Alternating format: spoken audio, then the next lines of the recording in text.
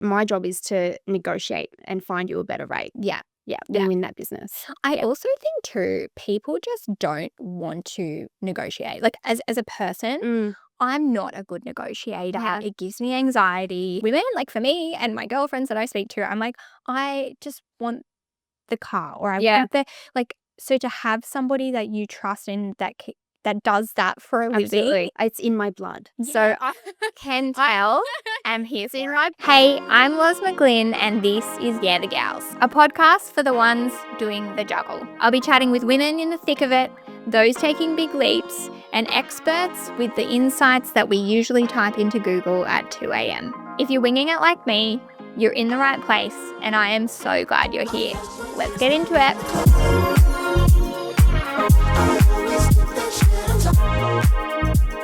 I am really looking forward to this conversation this morning, or like at whatever point. Well, this morning, because this is when it's coming out. But one thing that I really wanted to do when I started doing these episodes again is to get some like expert advice. Well, I guess, expert advice and insight into different things that like are relevant for women in this season of life that I'm in. And finance is one of them, because I am not an expert and I feel like I have flown by the seat of my pants with a lot of different things. So I'm super excited to welcome Andrea into the studio today. Welcome. Thank you so much for having me. This is cool. And we were talking about this before we started recording, and I am trying to be like a naive person. Like I've tried to remain neutral in not doing too much research into like understanding this, because I want to be, I don't know, like I want to be the person that might feel like not knowing much about finance and lending and, you know, engaging with a mortgage broker and doing all of the things. So this is like a learning for me. And if you have made me feel comfortable that no question is a dumb question. Absolutely not. So Never. We'll kick off and say, welcome, Andrea. Do you want to tell everyone a little bit about who you are and what you do? Yeah, of course. Well, thank you so much for having me. I'm very excited to be able to sit down with you and chat all things finance. So I'm Andrea. I have been running my finance company now for just over 3 years, Empire Finance, and I've been in the industry for just over 15 years now. So I started my career working at a local branch, and I worked my way through to the corporate banking. Yeah. And from there, I was there for about 5 or 6 years, and then decided to start my company. When you were working in sort of like the bank, what kind of role were you in? Like, what did that look like for you? Like surrounded by like finance from the get-go, but like day to day, what was your responsibilities? Yeah, so I started as a sales consultant. Yep. So I basically the bottom of the ladder pretty much without being a teller. So yeah, straight into lending, but from essentially it was everything except for home loans. So personal loans, credit cards, assisting clients with, their day-to-day personal lending. Yeah. No commercial lending at that point in time. So yeah, it was things like setting up their everyday accounts, their kids' savings accounts. Pretty stock standard stuff from the very beginning. Yeah. And that's like a really good foundation to sort of like understand the basics, you would say, into like what that process looks like for somebody. Absolutely. To then step into looking at like mortgage lending and that sort of stuff. Absolutely. What motivated you to want to get into finance? Like, is that just been a passion that you've had since you can remember? Like, because for people like numbers, me and numbers do not match. Like, it's just not my thing. Yeah. So have you just always been really interested? It sounds pretty, I guess it depends on who you are, but for me, I've always been obsessed with numbers. Yeah. So from a really, really young age, it was even before school. I was about 4 or 5. And I still have this core memory of being at the dinner table and my mum throwing these mathematical questions at me. And I would sit there and I'd be under the table and I'd be using my fingers and counting and thinking, I've got this woman fooled. Like, she has no idea that I'm using my fingers here to make these calculations. And I had no idea at the time. Like I was getting them right. Yeah. But my mum was sitting there going, "You're 5 years old and you're getting, division questions and multiplication and things like that." I'm thinking in my head, "Ha ha, this woman's got no idea." Yeah. You know? And that's like not common. So Common. like my husband is a maths teacher and he often brings home like exams that he's like marking. Yeah. And he will show me some of those questions and it is absolute gibberish on the paper Yeah. for me. And so I think you're either like a numbers person or you're not. Yeah. So I mean, great for you, just like in life and your profession. You then sort of worked your way into mortgage lending. And am I using the right language? Yeah, absolutely. Yeah. So, essentially, I started out straight out of high school. I was presented with this opportunity to work in the bank, and like I said, started out as a sales consultant. Yeah. Within the branches at that time, there wasn't a lot of growth because we had some really great mortgage lenders at the time that unfortunately just didn't really move along to anywhere else. Yeah. Though I did my training and everything from the get-go. So about 6 months in, my manager saw that, I guess, progression in me and that drive and me wanting to move forward. Yeah. So I did my training very early on. But it wasn't until I was about 24, 25, that I actually entered the mortgage lending space as a business support manager initially, and then a business development manager from there. So I was more so working in that mortgage lending space probably about 6 years into my career. Yeah. And really found that passion. So I think prior to actually starting in that position, or even prior to owning my own property, it was really hard for me to make sense of the mortgage lending space, even though I'd done my training and I knew all the basics and I had the foundations there from doing things like your personal loans and your credit cards. But I think it wasn't really until I purchased my own property that I was able to understand. Like holistically what's Absolutely. involved. Yeah. Because it can be really overwhelming. Yeah. Yeah. So overwhelming for people because it's like, it's it's like one of the biggest and most like, people would say, particularly purchasing your first home or even trying to save to purchase your own home Yeah. is like a very massive, overwhelming experience. And Step. I think that even just the process of going out and looking for a home and trying to understand what you can afford and like your repayments, like that in itself can sometimes take people like quite a number of years from the moment that they decide they want to buy a house. That doesn't necessarily mean that they can. So I imagine like, you going through that personally would give you like a sense of empathy from the other side of like what that means for someone. Yeah, I think it's really important too. And much like anyone, I think they learn via actually, real life experience. Yeah. First, and then everything else comes later. So, but from a client's perspective, it is super overwhelming. Yeah. When you're purchasing your first property. Yeah. And you don't really, I mean, everybody has an idea as to how it goes, but until you actually go through it, it's really tricky. But I think that's where it's super important to be able to reach out to someone like myself, a finance broker or a mortgage broker, to be able to guide you through that process. So then working with the bank, did you then, you started working with finance brokers? Like, and is that, so what was that journey for you going from working in the bank to then maybe working alongside some brokers to then deciding that you wanted to go out and do that yourself? Myself? Yeah. So, really great question. So I guess it was such a huge jump working from clients where I guess they're at the front line, right? So working with clients in branches and customers in the branch, and then moving forward and then working with brokers and alongside brokers and trying to, I guess, what's the word I'm looking for? Educate them as to our product and how to use us and how to best, suit their clients' needs.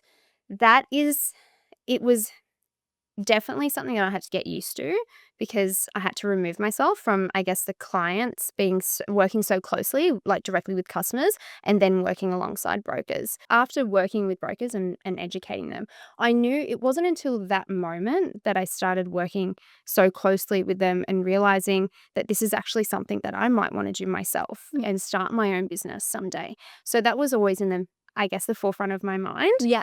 And that was going back now, maybe 8 years ago, Yeah. or close to 10 probably now. So that was something that was always a goal of mine after working with them. Super inspiring watching these guys work day in, day out with their clients and building something for themselves and building a legacy and a brand for themselves. And that's something that I knew I really wanted to do. Yeah. Yeah. And do you think too, because like if you're a person that say, wants to purchase a home and they decide that they are just going to go to the bank that they've always banked with and go, what is that going to look like to get a loan? What is the difference for them to then engage with a finance broker and for them to do it for them? Because I think some people just go, like, assume, well, I'm just going to go directly to the bank I've always banked with because that's where I do it. Like, that's where everything is. It makes sense. And I would absolutely get the same service or the same, I guess, outcome Yeah. Yeah. if I like rather than trying to find a finance broker and get them to do it for me. So is that something that comes up? Oh, all the Yeah. time. Yeah. So that it's familiar, right? So if you've been used to all your life going directly to the bank and going into the branch and visiting your lender or your consultant there to be able to assist you with whatever it might be. I guess people would naturally, and not so much now, but going back 5-10 years ago, absolutely, people were very hesitant to use a broker because they didn't know there was not enough education out there as to why you should use one or why it might be a good idea in your situation to use one. I guess the difference is in the branches and the banks. They do their products, the lenders that work specifically for that bank, they're fantastic because they know that product in and out, through and through, right? They only have to deal with one bank. So it's they're very good and very versed at what they do. Having said that, in the situation where your scenario might be slightly outside of the norm and outside of the box, they only have one policy that they can go by and one credit department that is able to sign off on things. So if it doesn't work with that specific bank, you're then having to go to another bank, say if you did it yourself, and then say it didn't work with that bank. You're now doing multiple credit checks. Yeah. Right? And that's all going against your credit file. So I suppose the benefit of using, well, one of them good huge benefits of using a finance broker would be that your broker will pre-assess you completely before even taking it to one lender. And we have over 60 lenders on our panel. Yeah. So we've got such a range of lenders there to be able to use and utilize. And we know their policies through and through. Don't get me wrong, their policies change on a day-to-day basis, and it's really hard to keep up with 60 lenders. Having said that, though, we have a pretty good idea as to, straight off the bat, from our first conversation, my first conversation with a client, I have a pretty good idea as to where I'm going to place them. Yeah. And at the end of the day, it's completely up to the customer as to where they want to go. For instance, if they said, look, I've been banking with CBA my whole life, I really want to go with them. Fantastic. So that will be my top recommendation, as long as it fits within their needs and their goals. Yeah. So, I think that's one of the major benefits as to using a finance broker, because you're coming to us first. We're doing the legwork for you. Yeah. And we're being able to actually pre-assess you and say, okay, well, look, depending on, obviously serviceability and everything else has to line up as well. But you've told me now what your goals are. You've told me what you're looking to achieve. And I think these lenders would best suit you. Yeah. And then we can go from there. Is that a part of the reason why you wanted to go out on your own, is because maybe you were seeing, this is like an assumed question, but like say people were coming in to see you, particularly, like say a young family or like I often think of the seat, and we've spoke about this, where you might be getting married, looking to settle down, you might be pregnant or planning to have a family, and your circumstances are going to change for a little while.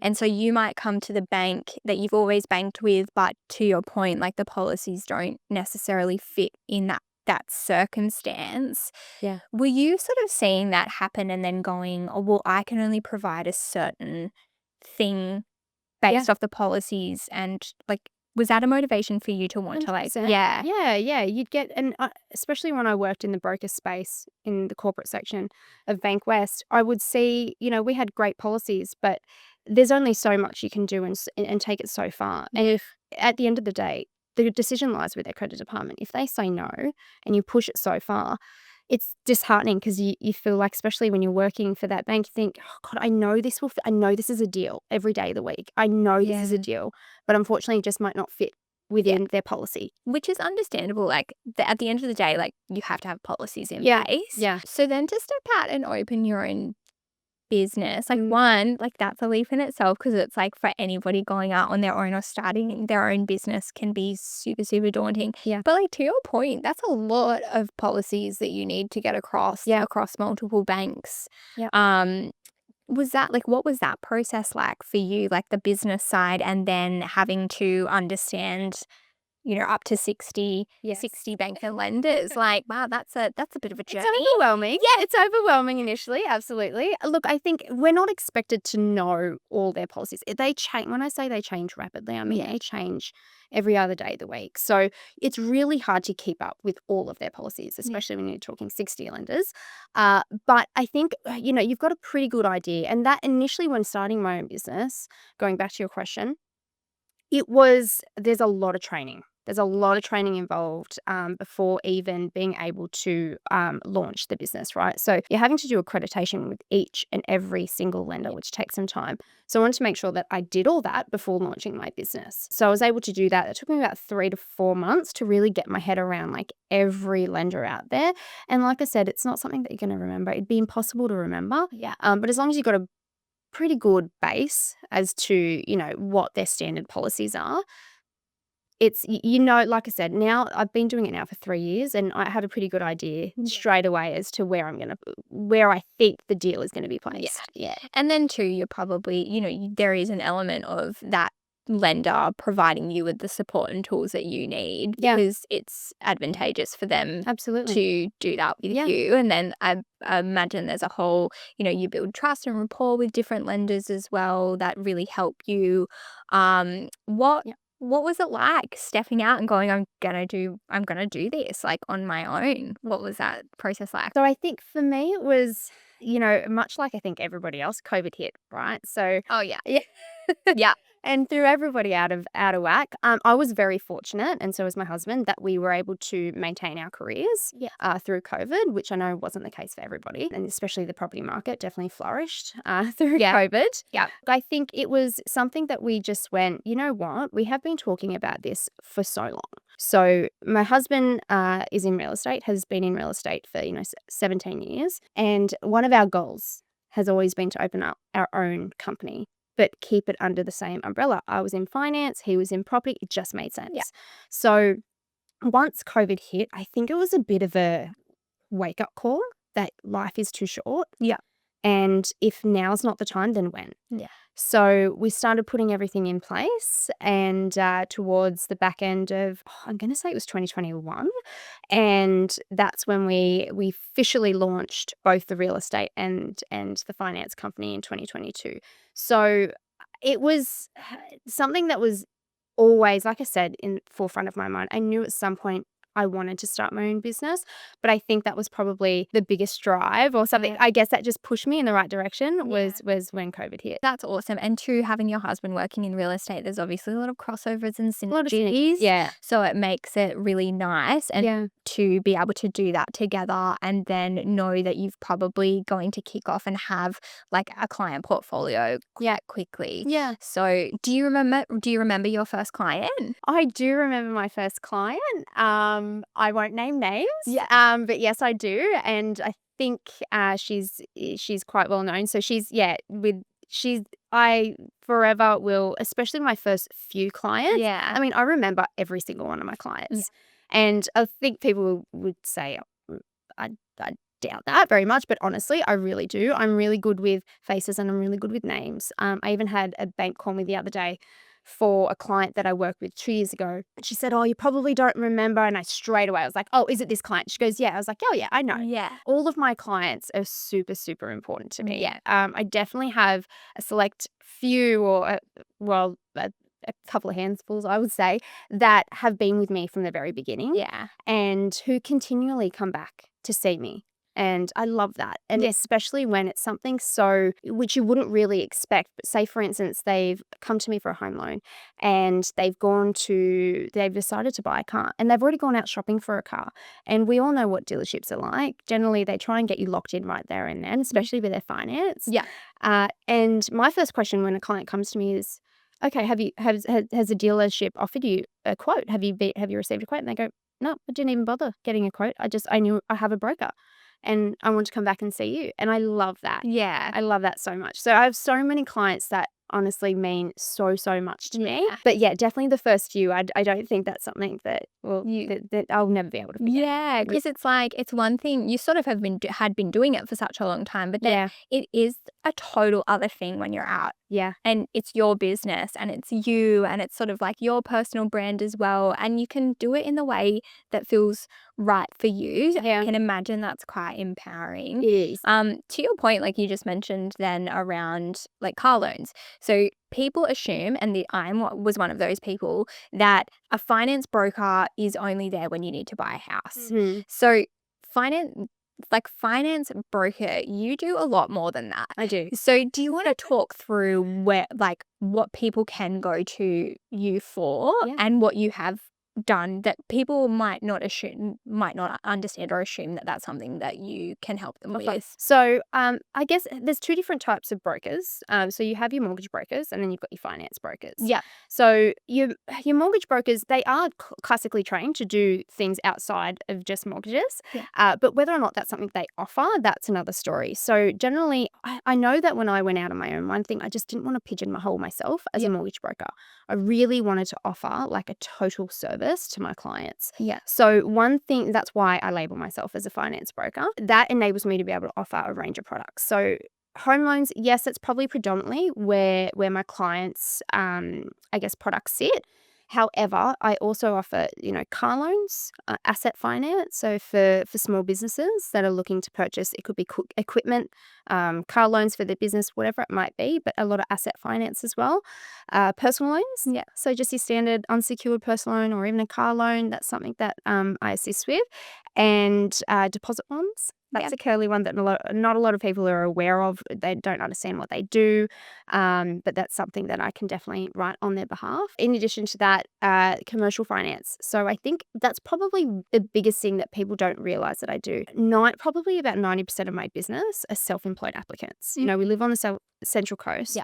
A lot of small business owners. So predominantly, most of my business are self-employed, and I'm able to offer a lot of commercial finance products to them as well. So things like line of credit, lines of credit that are able to assist them with, cash flow within their business, that type of thing. I get that. Not many people are aware that that's even on the table. Yeah. That's absolutely something I can offer. So yeah, a whole range of products, not just home loans. Well, it keeps you busy, doll, by the sounds of things. And when you think about, like, for someone that might be either purchasing their home for the first time, or maybe they are someone that is looking to start their own business, there might be this assumption that to like engage a finance broker or to get an accountant is going to be really expensive.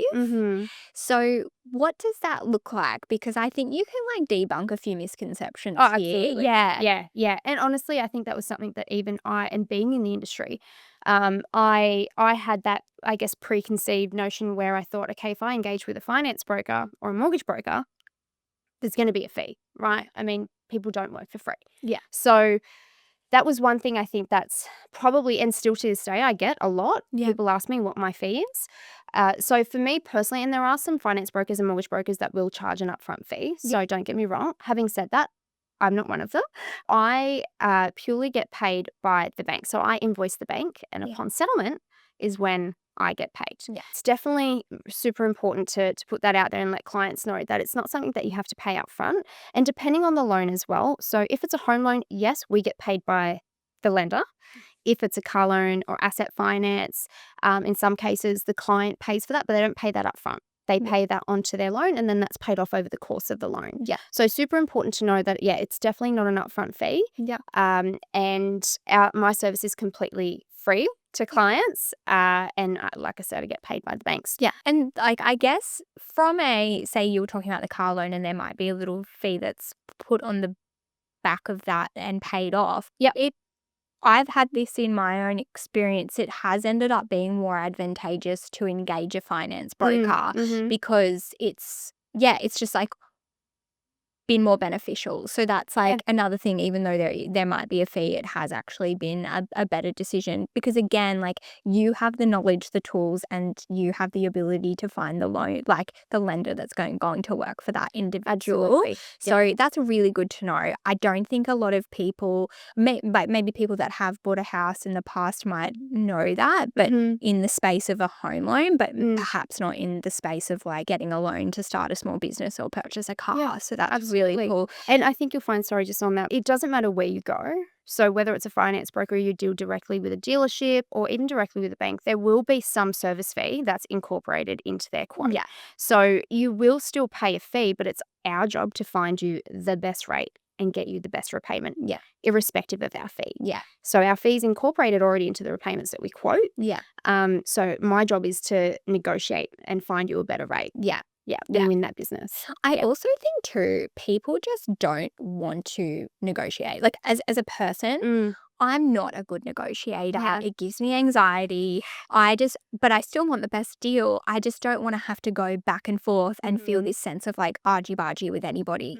And I think like, I don't know, I'm maybe assuming this, but like women, like for me and my girlfriends that I speak to, I'm like, I just want the car or I want the, like, so to have somebody that you trust and that does that for a living is even just that. It's not even necessarily coming down to like the financial side and the repayments. It's actually just like the knowing that somebody is doing that on my behalf and making the process a lot more seamless. That's a really cool thing too. Yeah.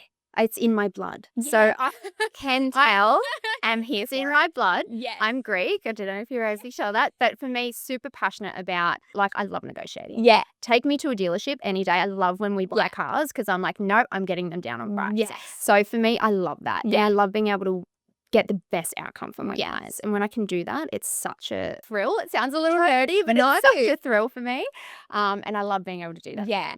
I love that. I mean, I wish I could be that person because I just like, I'm so here for it. But that's, it's exactly why you're everyone has their strengths. Exactly. Yeah. Is there any other misconceptions that people might have that you come across when you're engaging people for the first time that are worth like speaking about? I think we've touched on the fact that, people think that there's a fee initially. I think probably more so around, which lender that they're going to sit with. So there is one common misconception which has been out there. It's been squashed now for the last few years, especially since the Royal Commission came through. Yeah. But I think a lot of clients or some customers think, oh no, you're going to recommend the lender that pays you the most, right? That's null and void. That no longer exists. So all the lenders essentially pay you thereabouts pretty much exactly the same. So I think that's super important to touch on. Yeah. Our business and our goal is to find you the best outcome depending on your needs. Yeah. So it has nothing to do with the relationship I have. I mean, don't get me wrong, the relationship I have with some of the business development managers within those banks and lenders, that absolutely helps when you're pushing loans through. Right, when there's an urgency, when you've got a purchase that's, the deadline's coming up, that can absolutely benefit you. Yeah. But that's not a reason to send you to a bank. So I think that's something that's super important to put out there. Our goal as your finance broker is to work in your best interest. Yeah. So that would probably be in line with what we're paid. And I guess that kind of segues into that. But yeah, absolutely, that would be another one. That's a really good point because it might, like, people might not necessarily, it might not be something that crosses their mind, but you do go. Like, I think it's a new space to sit into where it's like, oh, okay, like, so I don't have to pay you directly prior to you helping me find a loan. And then with that comes, well, are you just going to, like, how do I know? I don't understand. Yeah. So that's a really good point to touch on. I want to ask you about a few different things, but I'll probably start with people listening to this are predominantly like women in their 30s that are like potentially, might be having kids, changing careers, trying to find their feet and like navigate it. I am one of those people. Yeah.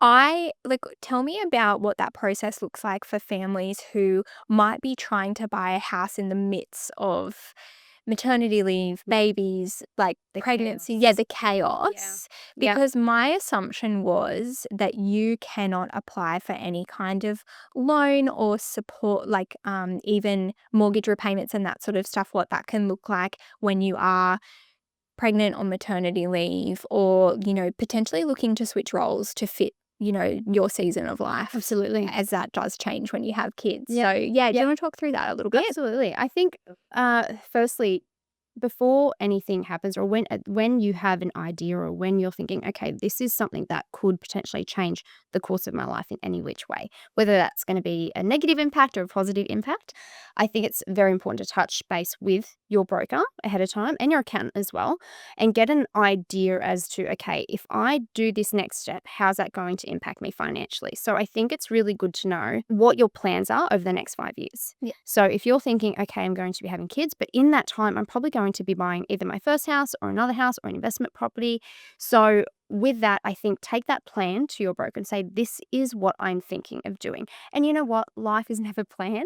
Yeah. So things happen. Things happen. Things happen, and life doesn't generally go the way that we always plan. So if in the moment that you think, okay, I am about to have a baby and I'm about to go on maternity leave, but I know my husband really wants to buy this house, or my wife really wants to buy this house. What can I do? Are there any options? And a lot of people would think, no, they're not. I just have to wait. I've got to wait out my maternity leave and then purchase something once I'm back at work. So a good thing to note, there's a few lenders out there that will be happy to take a look at maternity leave policies. So if you're about to enter maternity leave, or you're currently on maternity leave, there are some options there for you. There are a few lenders who do this really, really well. Essentially, what they'll do is use your current income, so whatever you're receiving from maternity leave. But some lenders will also take into account your return to work income as well. So as long as we get a letter from your employer stating when you're returning back to work, then the banks will be happy to consider that income, which is great. So you're not just servicing a loan off your partner's income, which also takes into account your dependents, any existing dependents, but then future dependents as well. So the minute that we know that you're pregnant, that's got to go down as an additional dependent, right?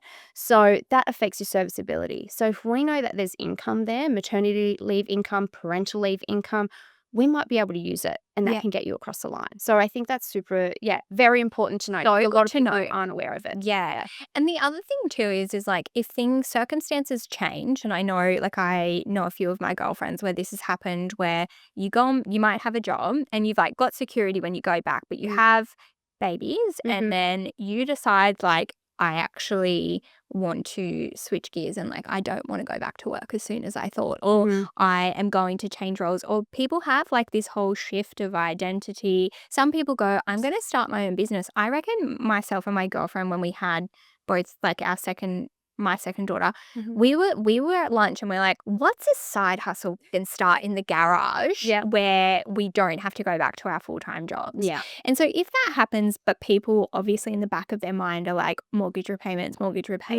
any banks out there that can help with, say, pausing mortgage repayments to find your feet, or, like are a little bit more understanding of changes and navigating like what things could look like? Yeah, absolutely. Post-babies? Yeah, absolutely. And there are options out there that a lot of banks will offer without even heading to. So I think a lot of people think, okay, well, if I do this, then I'm going to be put under financial hardship. So I think that's super important to know that that's not the case in every case. I mean, yes, in some, very extenuating circumstances, but in the event that, for instance, you're on maternity leave and you've made a shift and you decided maybe not to go back to work as soon as you expected to, and you thought, I'm going to take another 12 months off, or you've made a shift in careers and the income's just not there at the time. So there are a few options you can take, a few roads that you can take. One of them would be you could go to interest only repayments on the home loan. This all obviously has to be approved by the bank. Yet what they'll do is they'll run their own serviceability in the back end and make sure that you can afford those repayments.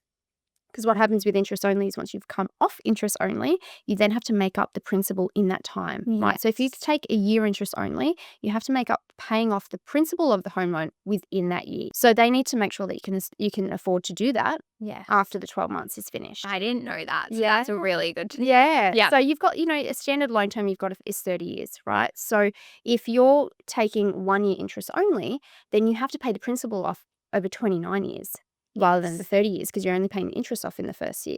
So super important to know that you do still have to make up those repayments at some time, and that's what the banks need to ensure that you can afford to do that. So you can't just extend the loan a little bit. You can. There is another option to do that. So the way to do that would be by doing a whole new application. So you can absolutely do that to reduce your repayments. So say, for instance, you come off your one year interest only and the repayments are just that little bit too high because you're actually paying it off over 29 years or 28 years or whatever the term might be. There is an option to essentially refinance. So either do an internal refinance with the bank or refinance you to another lender over a 30-year loan term to reduce those repayments again. Yes. Okay. And that's something that you help with as well. Absolutely. Yeah. It's not just about purchasing the home, but you can then go back and help people refinance. Absolutely. Do that. Yeah. So every 12 months I do a health check with my clients and I make sure they're on the right rate. Yeah. So make sure they're on the right rate, that their repayments aren't too high, that they're not paying more than they should. And there are circumstances, especially in the last few years, where clients haven't been able to make those repayments. So, and they've been already on say a 25-year loan term. And, it's not something that I would, especially if it's your principal place of residence and you're planning and that's your forever home, I wouldn't normally recommend then extending the term out to another, to a 30-year loan term because you're pushing it out how long it's going to take to actually pay off that debt, right? So I wouldn't normally recommend that in that situation. Having said that, though, if you're struggling and you really need to minimize those repayments, that is an option. Yes. We can definitely look at that. Yeah. But to answer your question as well in terms of people who are really struggling, rather than just even going interest only, if that's not even an option and you even can't afford those repayments, some banks will allow you to pause, like you said, pause those repayments for, it could be a 3-month or a 6-month process, depending on what the circumstances are. So say, for instance, you guys are in a really big bind and you need to sell the home. So if the bank knows that you're selling the home and in 3 months' time, once that property settles, that debt's going to be paid off, they may be able to pause those repayments for you. But just be super mindful and careful when you are doing that. And the banks will tell you this and go through all this as per their compliance.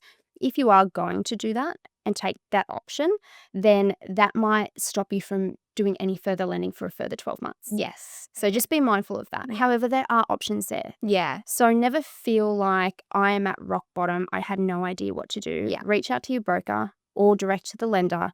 There'll always be something that we can do for you. Yeah. I think that's really good to note that because some people, particularly as you said in the last couple of years, let's just note the amount of interest rate rises that have happened in the last 12 months and the impact that has had. Yeah. And so if you are that happened for my husband and I. We had baby number 2 and our interest rates went from 2% to 6% overnight as I was going on maternity leave. Yeah. So that changed things for us, even though dramatically. Dramatically, and we're It's not a small jump. it's not it is not a small jump. But we were able to make that work and we had engaged a finance broker that helped us do that. And, we got the advice that we needed. So that was really cool and good to know. You mentioned accountants. Yes. So what role does an accountant play in what you do? Because some people don't have an accountant. If you're 2 full-time employed people, you don't have your own business, quite often people don't necessarily need an accountant. But where would you say that they come in for you and what benefits do they have as well? Yeah, absolutely. Look, I think it's super important for everyone to have an accountant. Whether you're PAYG, self-employed, absolutely, there's no doubt. Yeah. But PAYG, I think it's really important because, I hear of a lot of clients who are like, we did our own tax online. Yeah. That's fine. We paid less fees. I completely understand that. But what you might be saving in fees, you might be losing in what you can actually expense. Yes. So I think it's very important to engage an accountant at any time. An accountant works I think we have a really great synergy, obviously, with what we do, but it's very important to, hear all the time, build your village when you're talking about raising children and raising a family, right? You've got your village, you've got your support. When you've either started your own business or working, full time, create your village. So you've got your broker, You've got your finance or mortgage broker, you've got your accountant, you've got your financial planner, and that's going to put those steps in place to only excel you, whether that's further in your career or further in your own business. So an accountant and I work really well, especially when we've got a really good relationship. It tends to just make the whole process so seamless. Yeah. So I work very closely with an accountant, and we share a lot of mutual clients together, and it just works. It's so seamless. The client very rarely has to get involved. He and I just go back and forth with what we need to push the loan through, and we get it done. And it's just, it makes the whole process so much easier. Yeah. So Super important. And like yeah. what you were talking around is like the knowledge that you have and your background and what you have access to from a financial broking perspective is very similar for an accountant. It's like the same thing. They can alleviate a lot of the anxieties, the maybe misinformation or not knowing things about, you know, what you need as a person, as a business owner, and they can help provide you the support. To your point, like, don't do your tax yourself. Because it is tax, like the fee is tax deductible as well. So to have that accountant there is really, really helpful. You need them in your corner. And honestly, like, I couldn't be where I am in my career to date without having someone like my accountant in my corner to be able to help me with my finances and structuring, how my business is run. So very, very important. I swear by it. And as a business owner too, the industry that I work in is with a lot of female business owners. So I work in like the aesthetic space and women that own their own clinics and businesses. And I have this one like client that I work with, and she's like, my accountant is one side of my brain, and then my marketer and my business like practice manager is the other side of my brain, and I would not be standing in this building if it wasn't for them. So it takes off a lot of stress for you if you're a business owner just trying to run the day to day, and you have an accountant that you can trust. Like that makes such a massive difference well. It's huge, especially when you're running your own business, and you get towards the end of financial year, and the clients that myself and my accountant, who we work together on and have those same mutual clients, we do work behind the scenes that the clients aren't even aware of. Like, we get to the point of, nearing end of financial year, and, he comes to me and he says, okay, what are the guys thinking of planning on doing in the next, 12 months to 2 years? And I say, okay, well, there's thoughts there of buying another investment property. And we go, okay, great. Well, maybe we don't expense so much through the business, so we can justify a good, healthy net profit, which will help them get the finance that they need. Right. So, and obviously that's all run past the client as well, and they approve that. We don't just go through things and do things without getting the okay. But we do that behind the scenes, and then we take that to the client and say, look, how does this sound? This is how it's going to benefit you. Are you happy to do that? Yes, let's move forward. So this is stuff that we do now, and we do the work now for, your goals in 1 to 2 to 3 to 5 years time. So I think it's one thing that's super important to make sure you've got good people in your corner to get you there. The hard thing for people is trying to find someone. Like, I think trust is such a big thing, and it's like people might know that they need to, but it's like trying to find like your like hairdresser who you then have for life, once you have them, it's like, oh my God, I'm never leaving. You're loyal, and but you have to find them in the first place. Absolutely. So it's really cool to like hear this from you. One thing that you do, I'm just like going to segue for a second, but you do a lot of education and really fun education on social media, and I love it because I think you make numbers like fun, entertaining, educational. Thank you. What was the motivation to sort of like start doing that? Like, how has that been for you? I love it. It's just a bit of fun. It's a great way. I think initially I did it as a tool to advertise without, especially when you're starting a new business, right? Without spending a bucket load of money, to be able to advertise. And the quickest way to get your name and your brand out there is social media, right? So for me initially it was, I always wanted to do a different take and have a different take on finance, because for a lot of people it is very bland and boring, which I totally get. I love it, but it's not for everybody.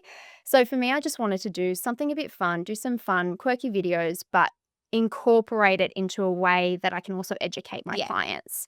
They're honestly just a bit of fun, but I get really great feedback. So I love it. Appreciate that. It makes it feel less daunting. It's like if you're not in the space of finance, like, Yeah. it's an uncomfy space. To your point, like, some people nerd out and totally love Yeah, it, yeah. but it is a really nice way, and it obviously shows too that, like, you can engage people. They are gonna be really helpful, like, Yeah. debunk some misconceptions and make people feel like, "Oh, yeah, like, okay, I get it." Like, and even come to you prior with, like, a little bit more knowledge than perhaps they didn't have before. So I really love that, like, you are doing that. If for people, like, please go and check out your Instagram page. The other question I had was around, like, I guess people might be, in their 20s and they are, like, just living their life. They're not worried, like, purchasing a home just seems a million miles away. And then they get to a point where they're like, okay, I'm ready now. I'm ready now, but perhaps have, multiple Afterpay accounts. They might have a whole bunch of, they might be a bit of inconsistent with their phone bill payments or, things like that. They might be renting. And what are some of the things that, like, if you're looking to purchase a home or get a personal loan or buy a car, like any of those things, what are some of the things that the banks look out for that you might not realize play a role in, like, credit rating? Is that, would I say credit Yeah, rating? yeah, absolutely. Yeah. Yep. Credit rating, credit score. I guess there's a few things there. So when you're talking credit score, credit ratings, missed repayments are definitely one huge red flag. Yeah. So every time there's a missed repayment, especially if there's, multiple, that will flag on the credit file straight away. Immediately then drops your credit score. So a good healthy credit score is starting from around 700. So 700 plus, right, is like a decent credit score. Anything less than that, and especially some that, well, the majors won't touch anything that's less than like 770. So that's a good thing to note. So if you've got a credit score that's less than that, we won't even bother going to the big banks. Yeah. So, I think that's very important to put out there and note. But with the repayments and the missed repayments, it's super important to keep everything as clean as possible before going for finance. And if a client comes to me and they say, okay, and they don't even think, and you're right, there are so many people that wouldn't even think of that, especially, you're talking your young guys that are, in the 20s plus. Yeah. They are not really aware that their spending habits had an impact on their finance and their serviceability. So not only will impact what you can actually borrow, but it'll impact what bank we can take it to and what rate that you're going to get as well. So that's all dependent on your credit score. So if you've got a not great credit score and you're talking about, less than 700 or even 500, you're knocking out the first and your second tier lenders. So we're going to have to take to somebody else, like your third tier lenders, that charge you a high interest rate. So not only will your borrowing capacity be impacted, but your repayments going to be impacted, and then you may not be able to afford it at all. Yeah. So I think one thing, well, there's multiple things. You buy now, pay laters, I think they serve a really great purpose, just like your credit cards, right? They're there for a reason. Emergency purposes only, ideally. Don't get me wrong, I fall into a really great Afterpay day sale. Having said that, though, I think you've just got to make sure you manage it really well. So whatever account you've got linked to your buy now, pay laters, just make sure there's always available funds in there so that you're not getting caught out on it. Because what happens is if we do see Afterpay on your statement, if we do see a zip pay or any kind of buy now, pay later, we then have to get statements for that product. Yes. That is then seen like a credit card. So not only will we have to get statements to make sure that the conduct is okay on there, but we also have to note it as a liability. So it looks like it's a credit card, even though it's not something that's really like an ongoing facility, although it is, because I know I was on Afterpay the other day just looking at the account, and it said, you could borrow or you could have a limit up to an extra, might have been added an extra $1,500, right? So it's the same concept as a credit card. Yeah. So you just have to be really mindful. I think where possible, limit or cancel them altogether before looking at going for finance. I got a question the other day from a first home buyer. I thought, oh, what about my MenuLogs and things like that? Yeah, because I'm like, if you're like you're eating out, lots of, smashed avo on toast and a large cap every day. Yeah. But, you're like, you can afford it. Yeah. But then over a period of time, it's like, you've got a bit more of a disposable income at that point. Like, do they look at that? Absolutely. Yeah. Yeah. So I use a great platform called bankstatements.com.au. And with that, I send the link to the client. The client then logs in with their online banking details, ticks the accounts that I need for them to send through to me, like everyday account, credit card, personal loans, whatever it might be. That then comes through to me, and it's fantastic and it saves so much of my time. But it essentially just lists all of the expenses and groups them all for me. So I can see exactly how much you're spending on eating out. I can see how much you're spending on groceries. Yeah. I can see how much you're spending on gambling. Yeah. So yeah, super, and so can the banks. So it's super, important that I think that when you are looking, if you know in your mind that you are going to be looking for a house, especially as a first time buyer, have a pretty good idea Yeah. as to when you're going to be purchasing, right? Because you've got that your own goal set Yeah. already. So just be really mindful of that. Limit those expenses where possible. Be as conservative as possible. We also know that you have to live. Yeah. So I'm not saying don't go out altogether Yeah. and rein that in completely, but just be mindful of your spending, because there are your living expenses. And you can even be great with your living expenses and keep them really low. But the banks have their own standard of what your living expenses should be. So if for a single applicant, for a family of 4, whatever it might be, they set their own standard. Yeah. So even if you're not specifically spending that much money, they'll go off that figure anyway. Yeah. If you're spending more than that figure, they'll go off the higher figure. So if you're spending more than that, they're going to take into account what you're actually spending. Yes. And that goes against you. Yeah. So just, I think being super mindful, limit those expenses where possible. Credit cards are another one. Just make sure if you can reduce the limit, because I think a lot of people think, oh, well, I don't have anything owing on my credit card.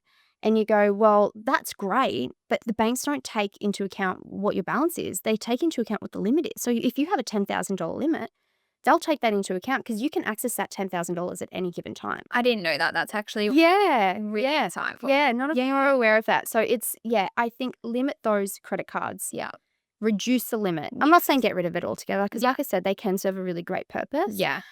Just limit them down. Limit to a $1,000 or $2,000 limit. Yeah, and a lot of banks now have within the apps, you can sort of see, they can break down in a graph what contribution each thing, if it's categorized correctly. Yeah. I know with my bank it can show you spent X amount on groceries, X amount on your mortgage or bills, and not that a lot sort of banks stuff. have, so that's great. Yeah, so that's really cool. But equally, I mean, there's so many different budgeting apps and things out there that in itself can be overwhelming. But I know, you can use ChatGPT, have a look on the App Store. I know there's Forbes.com where you can look that up as well. The other thing too, I mean, depending on how your brain works too, because I feel sometimes a budgeting app can be either overwhelming, or people go stuff that I'm just going to be conscious of it, and doing a budget can be a little bit difficult. Yes. There's a really good podcast called She's on the Money as well that I listen to. Yeah. So that's got some really great advice in there for different people. Yeah. But in terms of people looking, they might not be at a point to purchase a home or even an investment property. People might want to plan to purchase an investment property. At what point do people come and see you? Are you happy to help support people if they're 6 months away? Oh, absolutely. Yeah, is that quite common? Yeah, I prefer it. And I think a lot of, there'll be some brokers out there that come back and see me when you're ready, but that's not me. I prefer to put that plan in place well ahead of time. Yeah. The last thing that I want for myself and my clients is to be racing against that finish line. Yeah. So come to me well ahead of time. Let's put a plan in place. Let's look at what your borrowing capacity is now, and we can adjust that and shift that accordingly. So if things change, or when you are ready to buy, we can look at, shifting that. If, you happen to get an increase in your wage, whatever it might be, we can redo all that prior and prior to submitting an application. But come to me as early as possible. So essentially, I would like it once you've got the idea in your head. Yeah. I can't stress this point enough, and I think I've spoken about it a lot on my funny little reels.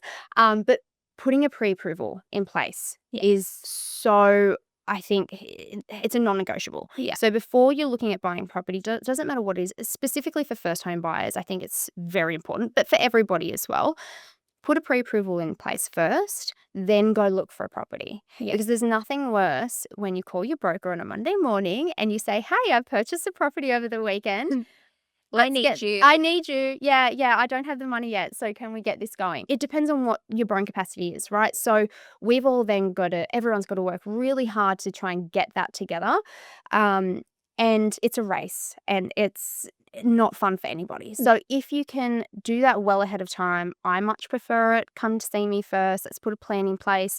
If it's not putting the pre-approval in now, that's okay. We can do that at a later stage. But one thing to note is that pre-approvals, they'll last for 90 days. Yeah. So you've got 3 months to go looking for a property within that 90 days. Yeah. So that pre-approval lasts that long. At that 90-day mark, a lot of banks will then extend it again for a further 90 days. Yeah. We just have to supply updated income and pay slips. So I think do that now, and then that way you're going to be in a much better position once you do find that property. The confidence will be there. You'll have that security knowing you've got that pre-approval before you're actually going out and looking at open homes on the weekend. Yeah. And everyone's a lot calmer because like that's quite like can be quite stressful. Yes. So like preparation is key. Yes, absolutely. And at what point would you say, like, say someone's looking to then wants to like explore what it would look like to get an investment property and like how that could look, and would you recommend that's when like sort of a financial planner comes in to support, or can someone see you and go like, let's start the conversation, even if it's 12 months 18 months away? Like, is that something that you also support with? Absolutely. Yeah, absolutely. So same concept there as well. So if you're looking at investing in property, then absolutely come to me. That's something that I can assist with. It could be a year or two away, especially for my self-employed applicants. Like I said, I prefer it. Come to me earlier the better. Yeah. That way we can see how your financials are looking or where they need to be, and we have to do that ahead of time, because once the financials lodged, they're lodged. We can't change what's on there, right? Yeah. So that has to be something that we look at well ahead of time, well in advance. If you're looking at, investing in, you're talking in your likes of stocks, then that type of thing, financial plan, that's when you'd see a financial planner. So financial planner will come in really handy there. So I guess the way you'd think about it is, if you're investing in property, come see me. Yeah. If you're investing in anything outside of property, that's when you would engage in a financial planner. Yeah. And as you said, like, build your village. Absolutely. Yeah. So accountant, financial broker, financial planner. Yes. Is like the trifecta. Yeah. Yeah. Yep. We love that. Yeah. Is there anything else that you think is important for people to know when they're in the space of finance, or, anything that comes up quite commonly for you when you're engaged, like speaking to clients? I think we've probably touched on it already, but just make sure everything is as clean as possible. Yeah. And it's not going to be the case in any case. And honestly, when I get a client, generally a customer will come see a broker when they've either already seen their bank or something is outside the square, right? So we never get those amazing vanilla deals that you wish that would come across your desk every day. Don't also, I guess, shrug it off like, oh, I can't borrow money, similar to when we were talking about maternity leave. Yeah. So don't think to yourself, oh, I'm in this position, I'm not even going to bother engaging with a financial broker. Yeah. I'm going to just wait it out. Yeah. Come see me first. There are so many options on the table. Even if your credit score isn't looking great, there are options. There are lenders out there that will assist with low credit scores, that we can absolutely put through. Yes, you might pay a high interest rate, but we can get you to your goal a lot quicker. Yes. So I think that's probably one of the biggest things I get, is people coming to me or being referred to me thinking, oh, I couldn't even do this. Like, I didn't think I could do this. I didn't think this was an option until I spoke with a friend of mine that saw you and you did something similar. Yeah. So, yeah, I think always just run anything past your broker first. Yes. Because honestly, some of the deals that I've done where they've been knocked back by even another broker and they've come to me and I've just had that knowledge or that experience around that certain scenario. It happens all the time. Yeah. So good to know. Like, your passion is oozing and I absolutely love it. This might be like, this is something that I think about, and I don't know if anyone else feels this way, but I also, a reason for hesitating to reach out to a financial broker or like anyone is that I am like, well, I'm not ready to do it right now. And it might be a couple of years away. And I just like don't want to bug that person. No. And that sounds really stupid. It sounds stupid, but I know that comes up for a lot of people where they're like, oh, I just don't want to waste her time. Yeah. Or like, I'm not quite there yet. But it's better to have the conversation and get a scope of where things are at, because then it might make you change the way you're doing things in your life. Yeah.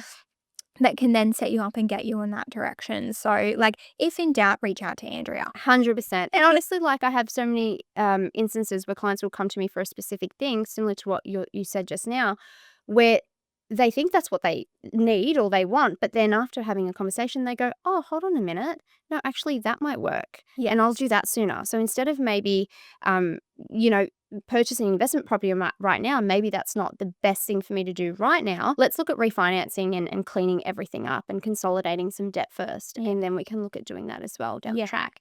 So, yeah. So good. Andrea, this has been an awesome conversation. I feel like I was like a bit nervy about saying the wrong thing or like asking the wrong question, but you have given so much insight. I think also too, just taking the plunge and starting your own business because of your passion, like you are absolutely where you need to be. Thank you. If people, no, I love it. This has been awesome. If people want to find you, where can they find you on socials, website? Yep. Social media. So Instagram is predominantly where I advertise on or post on. Having said that, though, it flows through to Facebook as well. So if you're a Facebook user, you'll find me there as well. Website, absolutely, it's going through a bit of a revamp at the moment. So watch this space. Yes. But absolutely, website. And Instagram is probably where you'll find me. I've even got a little call button on Instagram, so you'll be able to reach me directly. So if you want it, you're not one of those people that, I have so many clients that are like, I don't really want to sit there going back and forth via text. Give me a buzz. Yeah. I'm more than happy to have a chat. And that's Empire Finance Co. Yes, that's awesome. right. That's right. And all my chats are like completely free, no obligation. Yeah. Have a quick chat. I prefer to have a quick chat over the phone anyway, initially. Yeah. And then we flow through and go through to an application from there. Yeah. But my first chat is always 5-10 minutes, get an idea about what you're wanting to achieve. Yeah. And then we can take it from there. Life's busy. Life's chaotic. Life is chaos. We're all doing the juggle, but like it's not as scary as you think, and have the chat. Yes. Yeah. Absolutely. Oh, awesome. Thank you so much for your time. This has been great. Thank you so much. That's it.